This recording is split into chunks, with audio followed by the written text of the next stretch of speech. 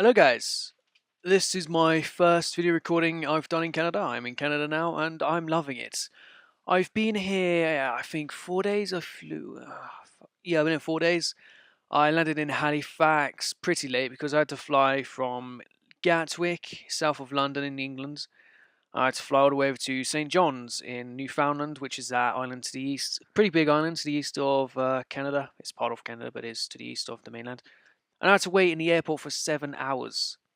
The issue with flights over here is there's not a big demand. There's not several flights going per day. There's only one or two. And mine didn't quite link up on time, so I had to wait for 7 hours in St. John's Airport. And it was bloody horrible, because I had to drive 3 hours to even get to Gatwick. And the only reason I had to fly, I didn't drive myself, I had to be driven by someone. Because I can't drive up there myself. I have nowhere to put any vehicles or such. I don't even have a vehicle in England. So there's that. I had to be driven off, and the person who was driving me up there could only do that particular hour set. So I had to be at Gatwick another 7 hours before my flight. By the time I was all done and in, it was about 6 hours before my flight. So I had to wait 6 hours in Gatwick.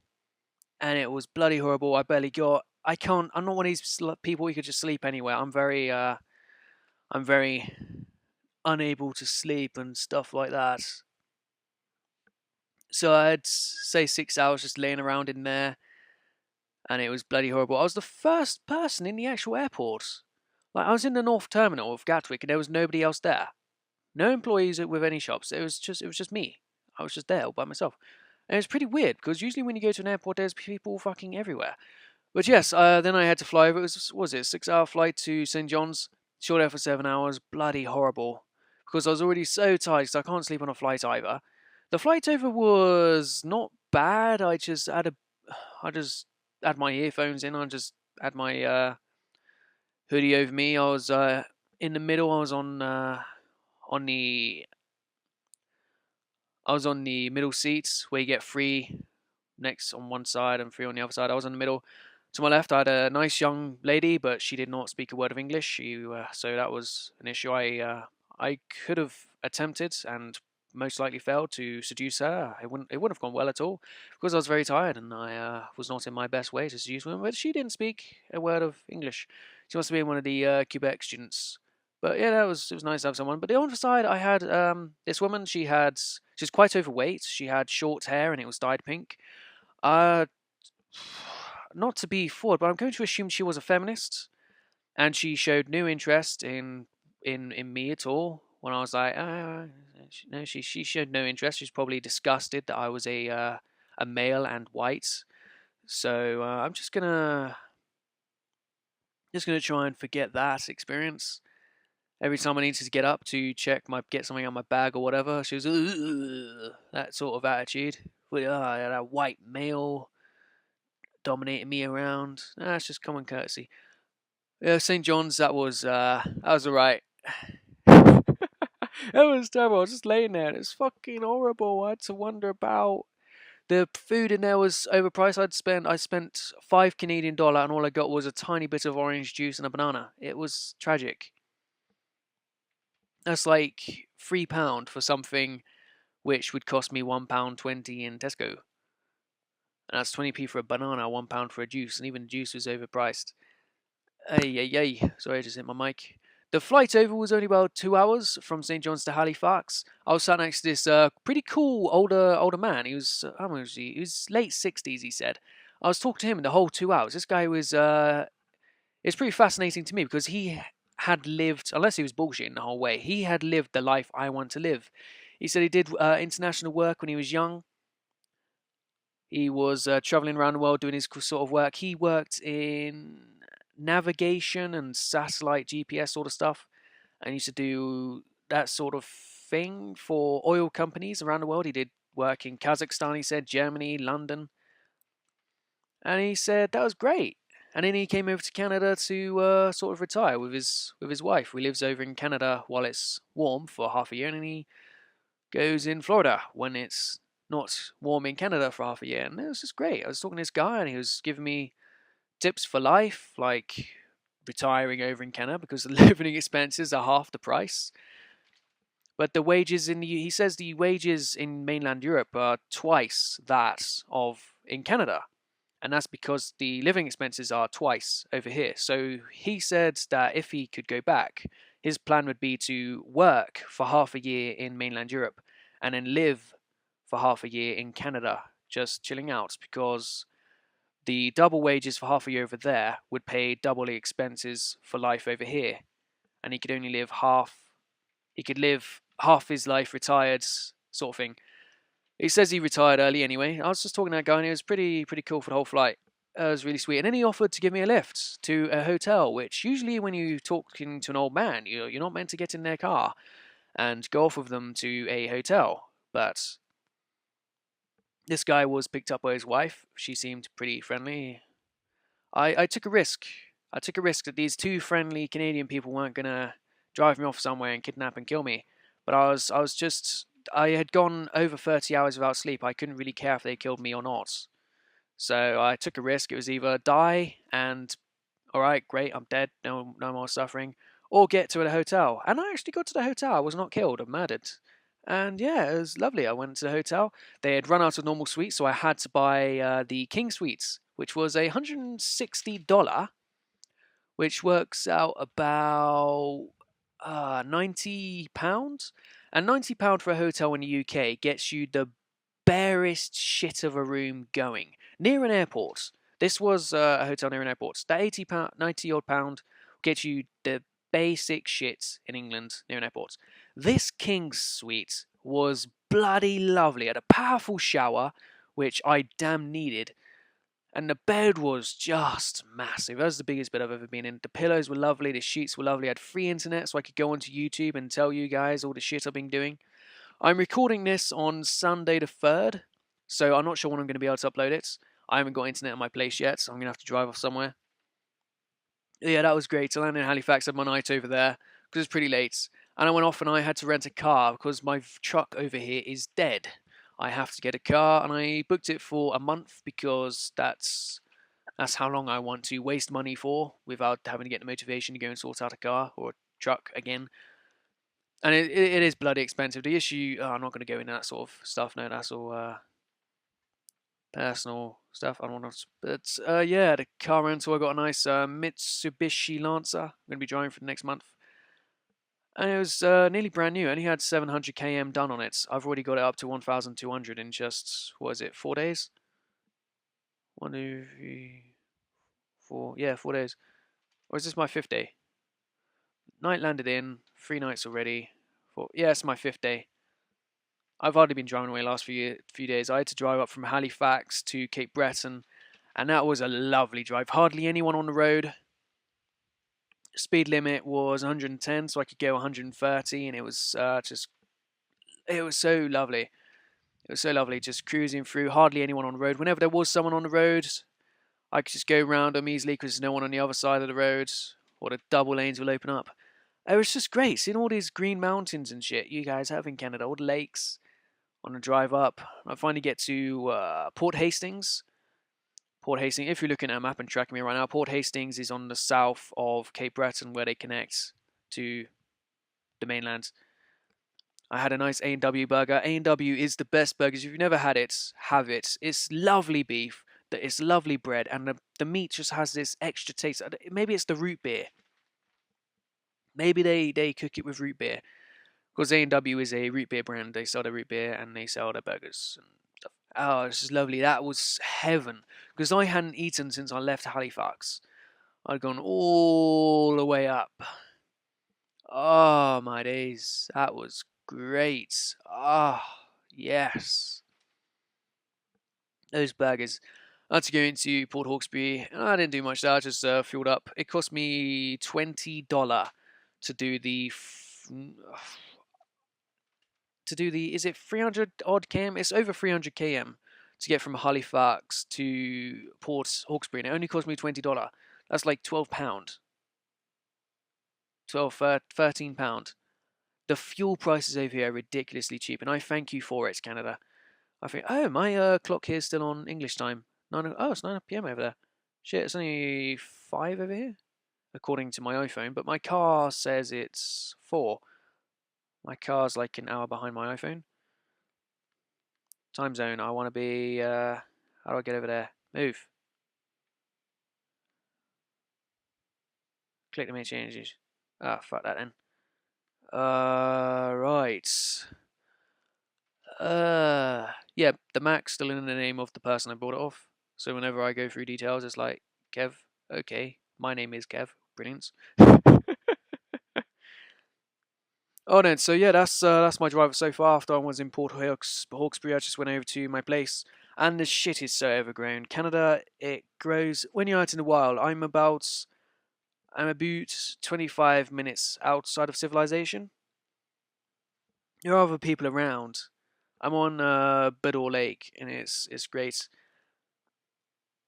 But yeah, it is so overgrown. I have a driveway which it curves round, yada yada yada, curves all the way around, and then it's I have like a moat. I have a big circular area of pave where like the drive-through goes, and I have a circular moat. And usually the circular moat is just a nice stream of water going through, and it has a big pile of rocks and clay at the other side from where it was dug out.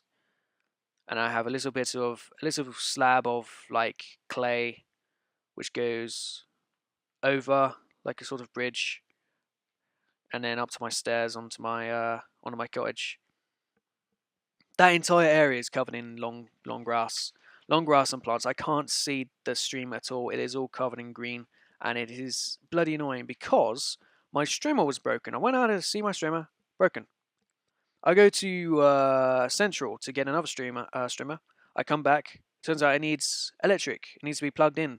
As I hoped it'd be on oil. I should have really checked that, but I couldn't really be bothered at the time. I wanted to go through. The issue with power is I'm running off satellites. I'm running off solar panels. I'm not connected to the main electric, so I have a limit of what I can use. And to have a streamer on would be a little bit draining. I needed my electric immediately to run my fridge and my TV while I watched. I did not have the power to also be doing a streamer because it has to go through the inverter, and the inverter can't cope with that much electricity or to run out. I would have had my TV off, but it still would not have been enough. So that was shit. Well, this is alright here. Yep, my plumbing in my outer shed, because the way this works, I have my main building and I have an outward shed a few yards away. Where is that? Let's say 30 meters away. No, let's say 20 meters away. And that's like my shed slash bathroom. The plumbing was all dead. Plumbing, I think maybe I had left some water in the plumbing over winter and it froze, it expanded, and it fucked up my pipes. And now, well, at first I did not have any plumbing or toilet or shower, and it was so shit. So shit, but Jens fixed that for me. Jens, thank you, Jens. Jens is my, neighbor. He's German. Both my neighbors are German. They're both about 15-minute drive away as well, which is bloody awesome. Canada, if you don't like people, live out in the sticks in Canada. It's bloody lovely. The issue is being able to get over here, because you got to be able to afford getting over here. Lucky enough, my father sort of bought this and then died, and I inherited it. I mean, it is a bit unfortunate, the circumstances, but it's lucky for me as a life. I used to pay tax and things. If I didn't have to pay any tax or pay for food or something, I could retire, but unfortunately I cannot do that. I still have to work. And YouTube, which if I did set up internet, I could do YouTube from here. That's not enough to quite cover. The YouTube alone would barely cover my land tax, and I need my land tax covered, and my food bills, and my fuel bills, and my car bills, and there's just not enough. Maybe if somebody would like to give me a few $100 a month on Patreon, I would be able to secure life out here, but unfortunately not at the time. That is not available. So yeah, I'm here, I'm settled in Canada. I've been yapping on for quite a while. Hopefully this video will not take too long to render. I'm going to put it through at 480p because the way I have to upload this, if I'm going to get this up before I have my own internet sorted, is I need to park round the back of Walmart in town, log on to their free guest Wi-Fi, and upload it from my car. Now hopefully that will not take long because, yeah, I can't be. Not just can I not be really sitting out there for ages, but I don't have one of those things that I can charge my laptop from inside the car with. I'm going to have a look in Walmart, see if I can find a wire for that. Because if I can charge my laptop while in the car, I can camp out there for a while. Now, who's going to come out and ask me what the hell's going on? I can just camp outside Walmart's and use their free Wi-Fi while I upload short videos. The issue is I won't be able to do anything for now. You have to wait. Lucky I've got the whole month The whole month was pre-uploaded, pre-recorded, pre-uploaded. So until next month, I don't have to worry about it. Hopefully I'll be able to get internet by then, and hopefully my power will pick up. I had a bit of issue with my electricity. I had my main batteries all preloaded. They're all pre-done. With batteries, you're not meant to let them go underneath 80%, and I could not avoid that while running my fridge 24/7 and having TV whenever I wanted. Because my solar panels are the only things working, I need my wind turbines working as well. Wait, what am I talking? Yes, I'm talking correct. Because the wind turbine gets me power. The wind turbines get as much power as the solar panels, but they get power through the day and through the night. So that is 2/3 of my total electricity. Plus, when the sun goes away and the clouds come over, the solar panels don't get me any electricity. So I had entirety of yesterday with no electricity coming in. I had to try and run off the battery, and I went below 80% just trying to run my fridge. Oh, fuck. Fuck. My wind turbines, what happened was, what Jens tells me is there was a storm while I was away and that knocked them over.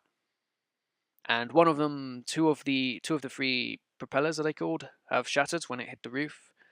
And yeah, he's just tied them all down, so I need to get them up and working at the moment, but I don't know exactly how. Probably have to winch them up and solder them, get them stuck up again. Because if I have only half of my turbines going, it will more than cover it. Was the solar panels during a day with the sun? The solar panels are enough to keep my fridge and a TV on all through the day, and it banks up enough power to do it all through the night. But if there's no sun, that's not enough. Whatever. But if I have my turbines on, it covers everything. I can even have lights on. I can even have bloody lights on. Oh man, I got a generator, but the lock I have it locked up is seized. I can't actually. It's a code lock, and I can't switch the code, and it is so fucked. My generator's just locked in my shed, and I can't get the fucker out because I can't unlock it. Oh my days. I'm gonna spray it with some WD-40, otherwise I have to see if I get some power tools. Maybe chainsaw my way through it, acid it away, I don't know, get through the lock somehow. Get my generator out. Canada is just fucking rural. Canada, rural. Oh, the fucking bugs. That's the thing. Fuck, you know, there's a chunk of my lower leg right now which is more red than flesh. Now my skin color is not red. I'm a very whitey pink. No, I'm a whitey beige. And considering I'm looking at the lower half of my leg right now, and this particular angle is half red is ridiculous. These fucking bugs are crazy. It takes about 3 weeks for your body to get immune to the bug bites, and I've been here like, was it again? Fourth? This is my 5th day. Fuck. It is not nice. Not nice at all. No. No, it is not. It is fucking horrible. Fucking bites. The bugs. Because I had to do some shit around the outside. And around the back. The wind, if you get a nice wind tunnel, my driveway and my view to the lake does a very good wind tunnel, which keeps the front of my property clear of flies. But the back, the fucking flies love the back. And I had to do a 360 on my property to make sure all the sidings were still on. I had to do a few nailings because a few sidings had come a bit loose. I just fucking stuck them back up again. I had to make sure my shingles were up on the roof. all that stuff. Oh, only a couple of hours work and a fucking bite I got. Anyway, that'll do for this video. Hopefully it'll go up soon. I have recorded this on Sunday the 3rd. I'm just chilling out today. I've done my work. It is nearly 5:15. Hopefully I'll get this video uploaded outside of Walmart. Hopefully Walmart would have a wire, which means I can charge my Mac from inside the car. And then I'll be able to render something. But yeah, I'll look to get the internet up in my property in the next few weeks. And I can render from inside here and try to have somewhat of a life. A bit of a life. I will see you guys next time. The shorter I keep this video, the easier it is to upload, even at 480p. But yes, I'll see you guys then. Thank you for whatever.